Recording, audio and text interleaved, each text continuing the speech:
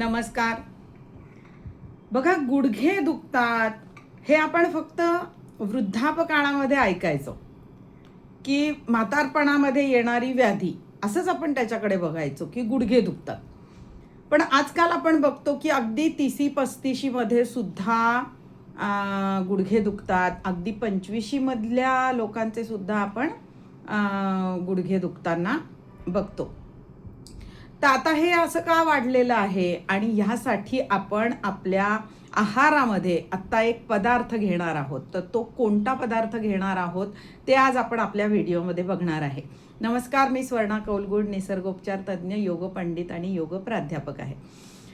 बघा, मागच्या व्हिडिओमध्ये एका आपण थंडीमध्ये आपण कोणतं पेय घेऊ शकू ज्यामुळे आपले जे काही हाडं आहेत, जे काही सांधे आहेत, जे काही स्नायू आहेत ते चांगले मजबूत होतील ह्यासाठी आपण एक व्हिडिओ केलेला होता, जो की थंडीमध्ये घेण्याचं पेय होतं. आज आपण बघणार आहोत की आत्ता उन्हाळ्यामध्ये आपल्याला काय घेता येईल, असा कोणता पदार्थ घेता येईल आपल्याला की ज्यामुळे आपल्या हाडांची ताकद वाढेल, सांध्यांची ताकद वाढेल, किंवा सांध्यामध्ये जे काही हाडं एकमेकांवर घासून जखमा झालेल्या आहेत तर त्या कशा भरून निघतील, क्रॅम्प्स येत असतील, वात वाढत असेल तर तो कसा नियंत्रणामध्ये राहील. तर हे सगळं, किंवा आपल्या शरीरामध्ये जर युरिक ॲसिड वाढला असेल आणि त्यामुळे आपल्या जॉईंट्सला त्रास होत असेल तर हे युरिक ॲसिड आपण कसं कमी करू शकू हे आज आपण आपल्या व्हिडिओमध्ये बघणार आहोत.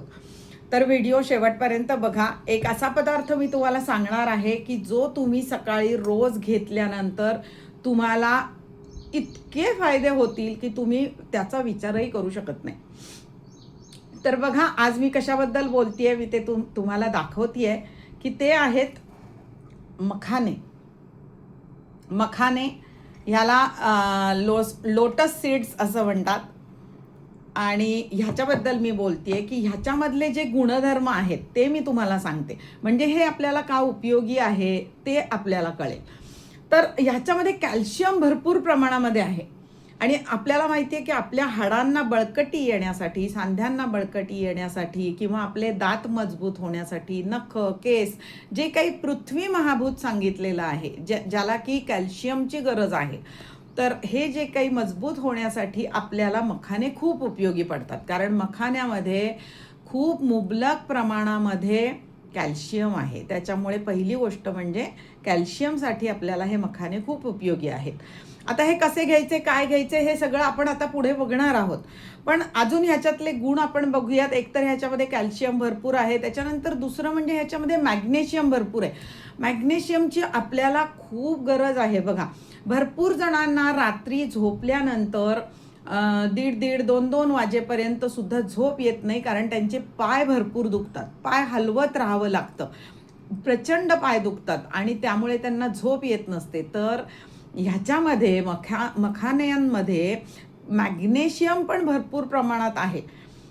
त्याच्यामुळे आपल्याला हे जे काही क्रॅम्प्स येतात किंवा पाय रात्री झोपल्यानंतर, म्हणजे दिवसभर तुम्हाला काही जाणवणार नाही, पण रात्री पाय दुखल्यामुळे झोप येत नाही, असं बऱ्याचशा व्यक्तींना बघा जाणवत असेल असं की हा त्रास होत असेल. आता ज्यांना होत नाही त्यांना हे कळणार नाही, पण ज्यांना होतो त्यांना हे कळेल. बघा, मी काय सांगते ते, की रात्री झोपायला तर जातो लवकर, पण 1:30-2 पर्यंत आपल्याला झोप येत नाही. का तर पाय दुखतात, गुडघ्याच्या खालच्या पोटऱ्या, पाय दुखत राहतात आणि ते खूप हलवत राहावे लागतात पाय, आणि मग कधीतरी झोप लागते. तर त्यावेळेला मॅग्नेशियमची कमतरता असते आणि म्हणून हे पाय दुखत असतात. तर मखाण्यांमध्ये भरपूर प्रमाणामध्ये मॅग्नेशियम आहे, त्याच्यामुळे सुद्धा आपल्याला हे मखाने उपयोगी पडणार आहेत. तर आपण बघितलं की कॅल्शियम आहे, मॅग्नेशियम आहे. आता काय आहे, याच्यामध्ये फॉस्फरस पण भरपूर प्रमाणामध्ये आहे. फॉस्फरस काय करतो आपल्या शरीरामध्ये की बोन डेन्सिटी वाढवतो. बोन डेन्सिटी वाढवल्यामुळे ज्या लोकांना ऑस्टिओआर्थरायटिस झालेला आहे किंवा ऑस्टिओपोरोसिस झालेला आहे त्यांच्यासाठी खूप उपयोगी आहेत मखाने. किंवा होऊ नये, आपल्याला ऑस्टिओपोरोसिस होऊ नये, ऑस्टिओआर्थरायटिस होऊ नये, ह्यासाठी आपल्याला मखाने खूप उपयोगी आहेत. त्याच्यामध्ये फॉस्फरसचं प्रमाण पण खूप जास्त असल्यामुळे आपल्याला हे उपयोगी आहेत. तर त्याच्यानंतर काय, की ह्याच्यामध्ये प्रोटीन्स पण खूप प्रमाणामध्ये आहेत आणि सकाळी सकाळी प्रोटीन्स घेतले गेले पाहिजेत. तर त्याच्यामुळे प्रोटीन्स ह्याच्यामध्ये असल्यामुळे काय होतं की आपल्या स्नायूंची जी मजबूती आहे ती चांगली वाढते आणि स्नायूंची मजबूती चांगली वाढल्यामुळे त्याच्याचबरोबर हाडांची आणि जॉईंट्सची पण मजबूती चांगली वाढायला मदत होते. तर त्याच्यामध्ये ते पण आहे. त्याच्यानंतर अँटीऑक्सिडंट ह्याच्यामध्ये भरपूर प्रमाणात असल्यामुळे जर का कोणाला युरिक ॲसिड वाढल्यामुळे हाडं दुखत असतील, जॉईंट्स दुखत असतील, अगदी छोटे छोटे जॉईंट्स दुखत असतील, मनगट, बोटांचे जॉईंट्स, कोपरे, मध्येच हा जॉईंट दुखतो, मध्येच हा जॉईंट दुखतो, वात फिरत राहतो, वेगळ्या वेगळ्या जॉईंट्समध्ये दुखणं असतं, असं ज्यांना असतं किंवा एखाद्या सांध्याला सूज येते, लाली येते आणि डॉक्टरांनी जर सांगितलं तर युरिक ॲसिड वाढलेलं असं रिपोर्टमध्ये येतं, तर असं ज्यांना आहे तर ते युरिक ॲसिड शरीराच्या बाहेर काढून टाकण्यासाठी आपल्याला मखाण्यांचा खूप उपयोग होतो. बघा, युरिक ॲसिड जे आहे ते काय करतं की आणि हे वाढतं कशामुळे बघा, जे लोक शिळं अन्न जास्त खातात किंवा जे फ्रीजमध्ये ठेवून जे जास्त खातात, म्हणजे एखादं वाटण तयार करायचं, फ्रीजमध्ये ठेवायचं आणि 15 दिवस त्यातलंच थोडं थोडं वाटण भाज्यांना किंवा डाळींना वगैरे घालायचं, अशा लोकांना पण हे होऊ शकतं. त्याच्यानंतर जे लोक फास्ट फूड खात आहेत, बाहेर जाऊन बर्गर म्हणा, पिझ्झा म्हणा, मोमोज म्हणा, तुमचं चायनीज म्हणा, फास्ट फूड जे काही खातायत ज्याच्यामध्ये प्रिझर्वेटिव्ह भरपूर आहेत, फूड कलर्स आहेत, केमिकल्स आहेत, हे अन्न पचायला जड आहे, पचत नाही, पडे पडे राहतं शरीरामध्ये आणि त्याच्यातूनच युरिक ॲसिड फॉर्म होतात. आणि हे जे काही युरिक ॲसिड्स आहेत, हे टॉक्झिन्स आहेत, हे आपल्या सांध्यांच्या पोकळीमध्ये जमा होऊन राहतात आणि असे जमा होऊन राहिल्यानंतर अगदी तरुण वयात 22-25 मध्ये सुद्धा आपल्याला सांधेदुखी जाणवते, कारण त्यांच्यामध्ये हे युरिक ॲसिड वाढलेलं असतं. आणि युरिक ॲसिड काय काम करतं बघा, आपल्याला माहिती की एक उदाहरण देते मी तुम्हाला, की फर्निचर असतं बघा घरातलं आणि काही काही फर्निचर असं वरून खूप छान दिसत असतं, पण जेव्हा आपण आत उघडतो एखादं कपाट किंवा एखाद्या टेबल खाली आपण बघतो, त्यावेळेला आपल्याला खूप अशी पावडर दिसते पडलेली, म्हणजे हळूहळू ते दिमक लागलेली आहे आपण म्हणतो त्याला, की हळूहळू हळूहळू ती दिमक आतून हे लाकूड पोखरते आणि त्यामुळे एखादं शेल्फ म्हणा किंवा एखादं टेबल म्हणा, वरून आपल्याला छान दिसतं पण ते आतून पूर्ण पोकळ झालेलं असतं. त्याच प्रकारे हे युरिक ॲसिड आपल्या शरीरात काम करतं. आपल्या सांध्यांमध्ये आतमध्ये सांधे खायला सुरुवात करतं आणि त्यामुळे कधी कधी सांध्यांचा आकार सुद्धा बदलतो, पायांच्या बोटांचे आकार बदलतात, हातांच्या बोटांचे आकार बदलतात, म्हणजे वाकडे होतात ते, कारण आतले जे जॉईंट्स आहेत ते खायला सुरुवात करतं युरिक ॲसिड. तर आणि वरून चांगला दिसणारा जरी सांधा असेल तरी तो आतून पूर्णपणे पोकळ झालेला असतो, प्रचंड दुखतो, प्रचंड कधी कधी त्याची आग होते, सूज येते त्याला.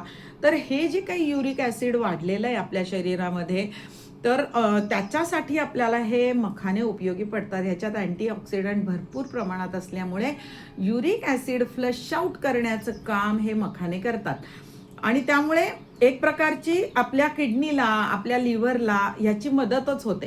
त्यांचं पण कार्य सुधारण्यासाठी किंवा त्यांची लिव्हरची आणि किडनीची स्वतःची कार्यक्षमता चांगली राहण्यासाठी मखाने उपयोगी पडतात. तर असे हे मखाने अतिशय उपयोगी आहे. परत ह्याच्यामध्ये भरपूर प्रमाणामध्ये फायबर्स आहेत, त्याच्यामुळे वजन वाढू न देण्यासाठी, आपलं वजन मेंटेन ठेवण्यासाठी सुद्धा आपल्याला मखाने उपयोगी पडतात. त्याच्यानंतर हे खाल्ल्यानंतर आपली शुगरची जी लेवल आहे ती सुद्धा मेंटेन राहण्यासाठी मखाने उपयोगी पडतात. तर असे खूप गोष्टीसाठी उपयोगी असलेले हे मखाने आहेत, त्यामुळे ते तुमच्या आहारामध्ये निश्चितपणे तुम्ही त्यांचा समावेश करायचा आहे.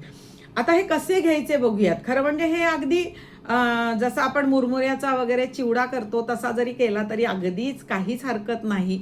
ज्यांची काही फारशी वजन वाढलेलं नाही आहे पण त्यांना मखाने तर खायचे आहेत, तर त्यांनी अगदी शेंगदाणे वगैरे घालून चिवड्यासारखा चिवडा केला तरी चालेल. पण ज्यांना वेट पण कंट्रोलमध्ये ठेवायचं आहे त्यांनी मात्र अगदीच थोडंसं हलकंसं तिखट मीठ लावून हे फक्त गरम करायचे आहेत आणि ते तसे खायचे आहेत. मग त्याच्यामध्ये कढीपत्ता वगैरे सगळं घाला व्यवस्थितपणे.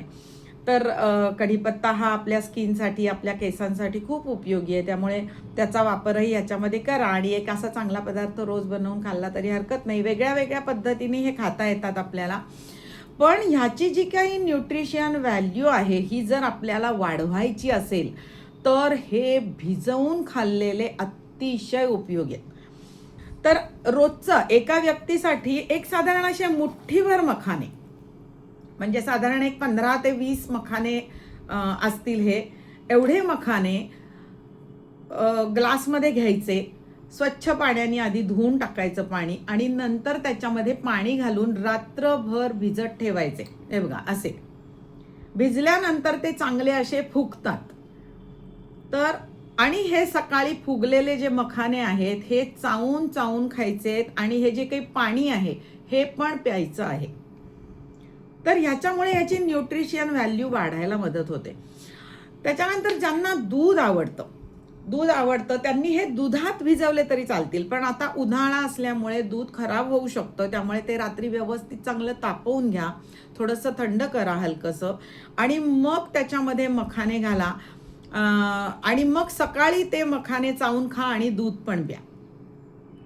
अजून जर का तुम्हाला अजून युजफुल हे करायचं असेल तर तुम्ही ह्याच्यामध्ये ड्रायफ्रूट सुद्धा घालू शकता. एक 4-5 बदाम, 1-2 अक्रोड असे जर घातले तर सकाळी ते ड्रायफ्रूट सुद्धा खायचे, बदामाची साल काढून बदाम खायचे, अक्रोड खायचे, मखाने खायचे चावून चावून आणि नंतर ते दूध प्यायचं. तर आपल्याला माहिती दुधामध्ये पण कॅल्शियम भरपूर प्रमाणामध्ये असतं, त्याच्यामुळे त्याची जी काही व्हॅल्यू आहे ती अजून वाढते मखान्यांची. तर तसंही करायला हरकत नाही. फक्त दूध चांगलं राहील असं बघा. रात्री भिजवल्यानंतर सकाळी सकाळी ते उपाशी पोटी हे सगळं घ्यायचं आहे. त्यामुळे तुम्हाला ना पोट भरल्याची पण जाणीव होते आणि ज्या वेळेला तुमची नाश्त्याची वेळ होईल त्यावेळेला तुम्ही नाश्ता करू शकता. पण अगदी सकाळी सकाळी तुम्हाला उठल्याबरोबर हे घ्यायचं आहे. ह्यामुळे तुम्हाला एनर्जेटिक वाटेल, शुगर तुमची नियंत्रणात राहील, वजन तुमचं नियंत्रणात राहील, उठण्या बसण्यामध्ये सुधार होतील, चालण्यामध्ये सुधार होतील. जे दुखणं आहे हाडांचं म्हणा किंवा जॉईंट्सचं दुखणं, कंबरदुखी म्हणा, गुडघेदुखी म्हणा, ह्याच्यामध्ये सुद्धा तुम्हाला खूप कमी झालेली जाणवेल. वेदना कमी होतील, दुःख कमी होईल, त्याच्यामध्ये हालचालींमध्ये सुधारणा झालेली जाणवेल. आणि खास करून महिलांनी तर हे अगदी घ्यायला सुरुवातच करा. कारण डिलेव्हरीमध्ये म्हणा, बाळ अंगावरती दूध पितं त्यावेळेला म्हणा, कॅल्शियमची कमतरता ही बायकांमध्ये खूप लवकरपासून सुरू झालेली असते आणि ती जर भरून काढायची असेल तर आपल्याला मखाने खूप उपयोगी पडतात. त्यामुळे लवकरात लवकर हे सुरू करा आणि पूर्ण उन्हाळ्यामध्ये या मखाण्यांचा चांगला उपयोग करा. त्याच्यानंतर आपण बघूयात की हे उपाशी पोटी घ्यायचे आहेत, हे पण तुम्ही लक्षात ठेवायचं आहे. आणि बघा कसा उपयोग होतोय, मला नक्की सांगा. आपला मागचा व्हिडिओ थंडीमध्ये आपण जॉईंटसाठी काय घेऊ तो होता. आता हे उन्हाळ्यामध्ये आपण काय घेऊ त्याच्यासाठी आपण हा व्हिडिओ केलेला आहे. तुम्हाला नक्की काय काय फरक पडतायत मला निश्चितपणे कळवा. आपले त्रिवेणी योग निसर्गोपचार केंद्राचे व्हिडिओ तुम्हाला आवडत असतील तर लाईक करा, सबस्क्राईब करा. सबस्क्राईब करणं फ्री आहे. दुसऱ्यांसाठी आपण चांगलं केलं तर आपलं स्वतःचं सुद्धा चांगलं होतं, हे निश्चितपणे लक्षात ठेवायचं आहे. आणि निश्चितपणे आवडत असतील व्हिडिओ तो लाईक करा. मागचा एक व्हिडिओ आपण साबणाचा बनवलाय, घरच्या घरी साबण कसा तयार करायचा निश्चितपणे बनवा. मला खूप सारे फोन त्याच्यावरती आले होते की खूप चांगला साबण आहे, त्वचा चांगली उजळते, वांगाचे डाग जर असतील तर ते निघून जायला मदत होते, अनइव्हन त्वचा झाली असेल, काळवंडली असेल तर त्यासाठी उपयोगी होते, कुठे जखम झाली असेल किंवा काही त्वचेचा आजार झाला असेल तरी तो बरा करण्यासाठी सुद्धा कडुलिंबाचा साबण खूप उपयोगी आहे. तुम्ही घरच्या घरी तयार करून बघा आणि मला रिझल्ट कळवा. तर गेले काही व्हिडिओ जर तुम्ही बघितले नसतील तर निश्चितपणे बघा. चला तर मग पुढच्या व्हिडिओमध्ये भेटूयात. पुढच्या व्हिडिओमध्ये आपण आपल्या सांध्यांना कोणता लेप आपण घरच्या घरी लावू शकतो ते मी तुम्हाला सांगणार आहे. तो कसा बनवायचा, घरच्या घरी कसा लावायचा, किती वेळ ठेवायचा, सगळी माहिती मी देणार आहे, त्यामुळे निश्चितपणे येणारा व्हिडिओ बघा. धन्यवाद.